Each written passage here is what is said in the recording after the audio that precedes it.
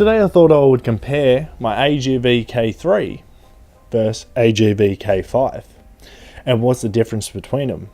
There's a lot of people say, hey, they're pretty close looking helmets. What is the actual difference between a K3 and a K5? Obviously with these ones you can see that they're visually, the size of them are different. This is a medium small and that is a large, I'm pretty sure. I was holding onto a lot of weight when I was using this helmet, and this one over here I lost the weight, and so I decided to get a new helmet. So let's start with the AGV K3. The K3 is actually the Mazzano design, and they go for about $300. You can pick them up for $200, $300, sometimes $350 on the expensive range of things, but they're a pretty good entry level helmet. They do have the brow vents, and they pretty much run the exact same shell as the K5. I'm pretty sure they're the same shell design, just what they're made out of. I think this is a carbon fiber deposit. I think this is polycarbonate, the two differences. They both run the same visors. The visors are actually interchangeable. You can put this visor on that. If this was a medium small and that was a medium small, you can swap everything over. They all swap. It's really good.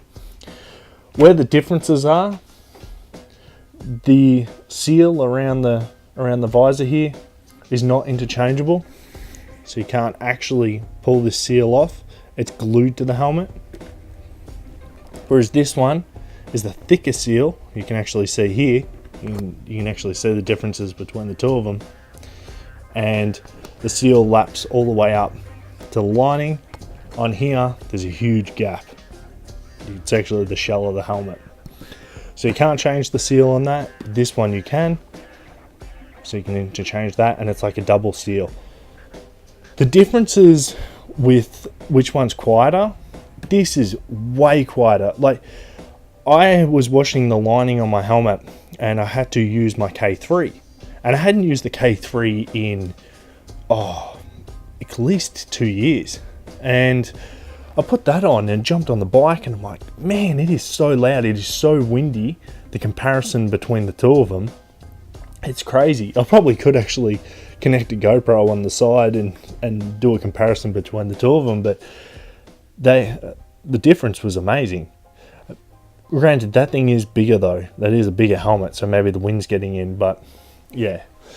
As you spin them around to the back, they both have, well, actually around to the side, they both have the sun visor, which they both fold down.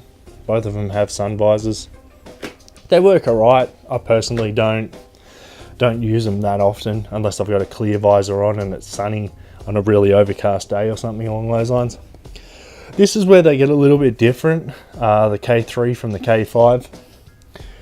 This is like a clip-on. It's like just clipped onto the back, this little diffuser.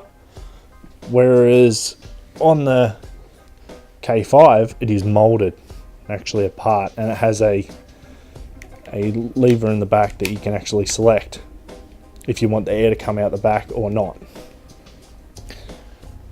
On the K5, it has like this little foot to support it from falling over, and it also has the little foot at the front as well. The K3 doesn't have that. Oh, it does actually. It does have the little foot, but it's not as pronounced as the K5. K5's is really pronounced. I'm trying to juggle two helmets. That's really pronounced, and this one really isn't. And this one has just a little foot there, but it doesn't have the piece at the front that says AGV. As you can see, the difference there. Underneath, this one has a really small chin curtain, whereas the K5 has a nice plush chin curtain. Removable neck roll on the K5, everything's removable. And another reason why I got this helmet is it has the double D-rings. The K3s don't. I know some of them do, but they're really, really difficult to find here in Australia with the D-rings. I've struggled. Other than that, it has removable helmet lining. The helmet lining is a different color. This is like a blue. navy blue, and this is black. I don't think the neck roll is removable on the K3.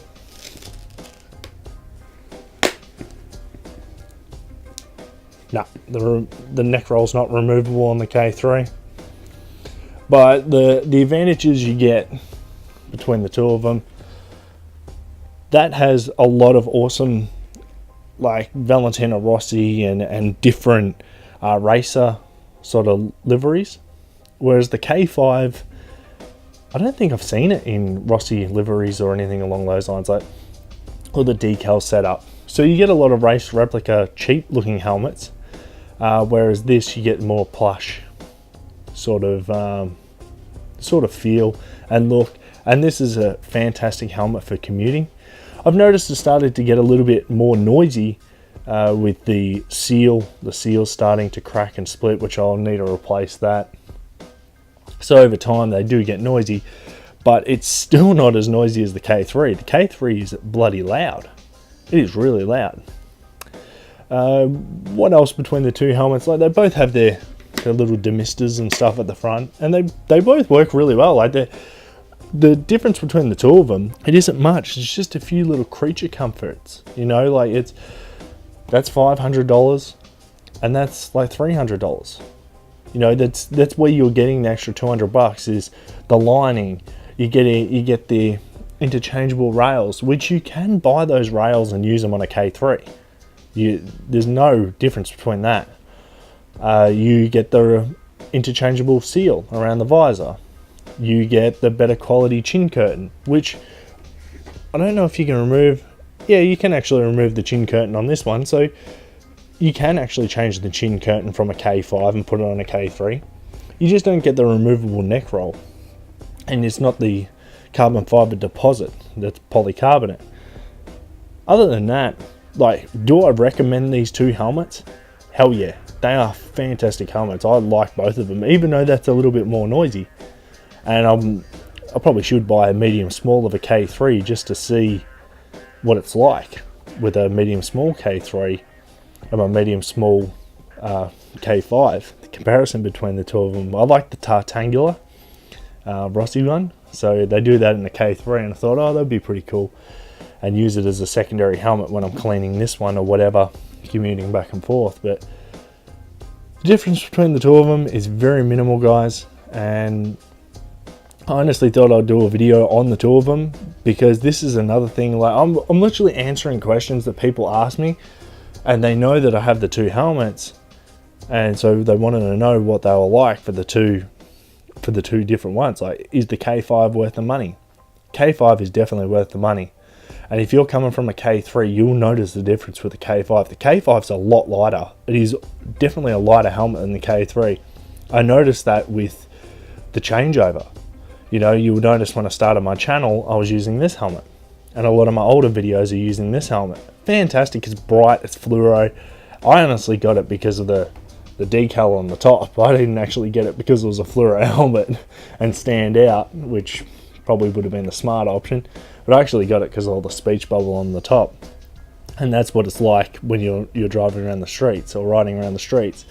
And this one actually matched my R3, so I just fell in love with that helmet. But yeah, do I recommend both of them? Yeah, they get a thumbs up in my book. They're very similar with the airflow channels and everything throughout the helmet. I'm not going to strip the lining out of both of them to show you that, because I literally had this one apart about a week or so ago to do its helmet lining and clean that. But yeah, both of them washable lining. Both of them are pretty similar. And if you don't have the money for a K5, I'd still recommend a K3. So anyway, guys, if you like this video, give it a huge thumbs up, go ham on it. If you have any questions, feel free to shoot them down in the comment section. I'm more than happy to try and help you guys out. And as always, don't forget to join the ride, subscribe. Until next time, guys. Peace.